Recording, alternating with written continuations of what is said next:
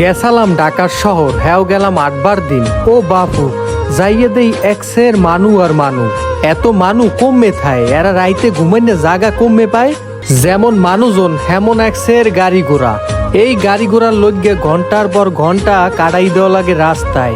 মানুষের দ্বারে বলে টাকা পয়সা নাই, তাইলে এত গাড়ি ঘোড়া কেনে কেমনে? এত বড় বড় বিল্ডিং এ করছে কি দেয়? যদি টাকা পয়সায় মানুষের দ্বারে না তাই তাই করছে কি দে? মানুষের মোড়ে শুক্রিয়া নাই, এত দে আল্লাহ হ্যাপারও কইবে কি আমাগো নাই। বাবারে, ঢাকা শহর যায় মানসে জ্যামে ঘন্টার পর ঘন্টা বইয়ে থাকা লাগে। 10 মিনিটের পথ এই জায়গা 2 ঘন্টা খালি জ্যামে বইয়ে রইছে। হ্যাপারও চুল পরিমাণ গাড়ি আউগায় না সামনে। মোরা বাই নদীর দেশের মানু, মোরাই ভালো আছি। মগো বরিশালে আবার এই জ্যাম ট্যাম এগুলো বেশি নাই। মোরা বরিশালে থাককে মার কোলে বইয়ে 2টা ভাত খাইয়ে শান্তিতেই আছি। কষ্ট কি কত প্রকার, হ্যাঁ ঢাকার মানুষে বোঝে। বাবারে, আর জামু ঢাকা?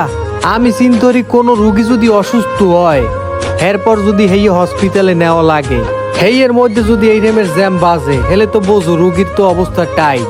তোমরা দেশের মানুষ দেশে থাকবা না, সব যাই উঠবা ঢাকা। আর ঢাকাটারে বানাইলা বা জ্যাম জট। রাস্তাঘাট কত সুন্দর, মনে হইতে আছে যেন সিঙ্গাপুরে। প্রথম তো মুই বুঝিই নাই যে মুই ঢাকা আইছি, মুই তো বুঝি মুই সিঙ্গাপুরে। পরে পাশে সাইনবোর্ড দেখে শিওর হইছি যে না, এটা ঢাকাই আইছি।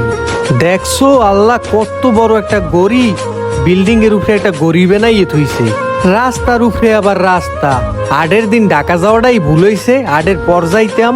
কত সুন্দর সুন্দর বিল্ডিং। এই করছে কেরা? করছে কেমনে? আল্লাহ মানুষের মাথায় কত বুদ্ধি দেছে। তালার উপরে তালা, হের উপরে তালা। এদিকে চোখ 2টে পড়ছে মোর বাসটার পিছনে। দেখলাম লেখা নামাজ কায়েম করুন, ট্রাফিক আইন মেনে চলুন। বিষয়টা দেখকে এককালে মোর এক সের ভাল লাগছে। এদিকে এক ভাই মোটরসাইকেল লইয়া হ্যার বৌরে লই যাইতেছে হরবাড়ি। হরবাড়ি আবার মগো বরিশালে। মগো দেশে এমনি মানুষে বিয়ে হলে হ্যাগো কপাল টপাল খুলিয়ে যায়। যারাই বিয়ে হরে হেরা গাড়ি বাড়ির মালিক হইয়ে যায়। এই যে আফায় আর ভাই যাইতেছে, এরাও যাইতেছে হরবাড়ি। এগোও কিন্তু হরবাড়ি মগো বরিশালে। ভাইজান এমন ভাবে চালাইতে আছে, আফায় পরি যাবে না কি হরবে হেয়েই দিশে পায় না।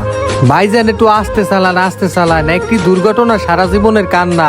পরে টরিয়ে গেলে হেরপর কিন্তু ধরতে পারবো না। এর কথা কেডা হনে, যার মতন হে চলে।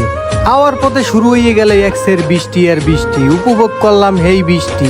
এদিকে এনা কাকুরে সেতাই হেলাইছে হে, তাও তো মারিয়ে টান মারিয়ে হেবার চাইতে আছে মগো সামনে দেয়া। এই দেখকে মগো সোবাহান ভাই হেও দেশে টান, এক সোডে এনা গেছে পিছনে পড়িয়া।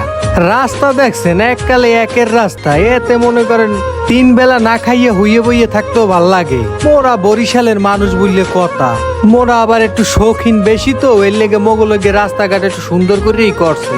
এদিকে গাড়িতে বসে মুই ফিল নিতে আসি, মুই সিঙ্গাপুর আছি। সিঙ্গাপুর জীবনে যাইতে পারি আর না পারি, সিঙ্গাপুর ফিল্ডে তো আর নিতে সমস্যা নাই। আওয়ার পথে একটু গাড়ি থামাই একটু চাটা খাইলাম, কয়টা ছবি টবি তুললাম।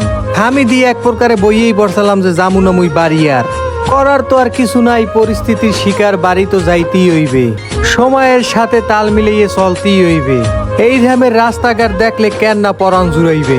সবাই কয় মোরা লঞ্চের হোগা দরিয়ে ঢাকা যায়, এই হলে কেন না মাথাটা খারাপ হয়। আমি হ্যাগো কইতে চাই, মোরা পদ্মা সেতু দিয়ে হেলিকপ্টার লইয়ে বাড়ি যাই। এই সেই আমাদের স্বপ্নের সেতু, পদ্মা সেতু। এদিকে সূর্য মামায় আমার দিকে কত সুন্দর ভাবে চাইয়ে রইছে। অন্য জেলার মানুষে যারা মগদারে মাইয়ে বিয়ে দিতে চান, তারা চোখ বুঝিয়া দিতে পারেন।